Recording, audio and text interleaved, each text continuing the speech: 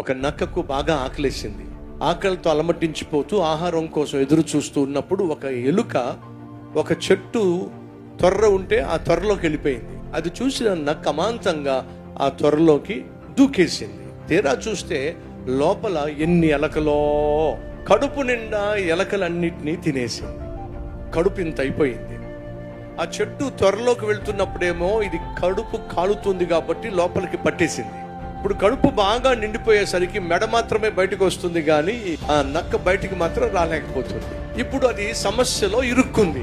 ఆ సమస్యలో నుంచి బయటికి రావాలని ప్రయత్నం చేస్తుంది. ఒక ముసలి నక్క వెళ్తా ఉంది.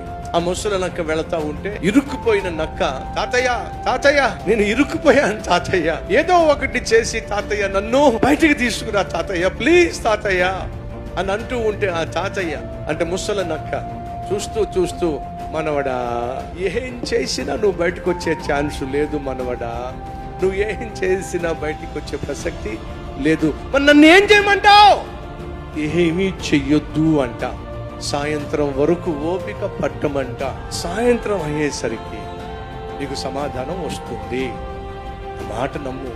ఏమీ చేయకుండా సమాధానం ఎలా వస్తుంది తాతయ్య? నేను చెప్పింది చేయరా మనవడా, నువ్వు సాయంత్రం వరకు ఓపిక పట్టు, నీకు సమాధానం వచ్చేస్తుంది, నీ సమస్య తీరిపోతుంది, నీ సమస్యకు పరిష్కారం దొరుకుతుంది.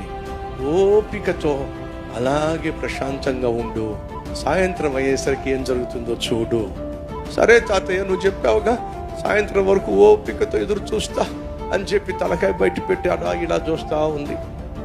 సాయంత్రం అయ్యేసరికి బాగా తిన్నటువంటి ఆ నక్క పొట్టేమైంది, సాయంత్రానికి లోపల తిన్నది కాస్త అరిగింది, పొట్ట కాస్త లోపలికి వెళ్ళింది, ఇది కాస్త జరిగింది, త్వరలో నుంచి బయటకు వచ్చేసి. జీవితంలో కొన్ని సమస్యలు నువ్వేదో చేస్తే కాదు పరిష్కారం దొరికేదే, కేవలము ఓర్పు సహనముతోనే నీ జీవితంలో కొన్ని సమస్యలు తీరతాయి. ఓర్పు చేత, సహనము చేత మీ కుటుంబాన్ని కాపాడుకోగలుగుతారు, మీ ఆత్మను, మీ రక్షణ ఆనందాన్ని దక్కించుకోగలుగుతారు. ఈరోజు నువ్వు కలిగి ఉన్న సమస్య తీరాలి అని అంటే తొందరపాటు నిర్ణయాల వల్ల సమస్యలకు పరిష్కారం దొరకదు. ఓర్పు సహనముతోనే కలిగి ఉన్న సమస్యలకు పరిష్కారం దొరుకుతుంది. నీ ప్రాణం దక్కుతుంది, నీ కుటుంబం కట్టబడుతుంది. బంగారు భవిష్యత్తు ఖచ్చితంగా దేవుడు ఏర్పరిచిన సమయాన నీకు దక్కుతుంది. విశ్వసించో.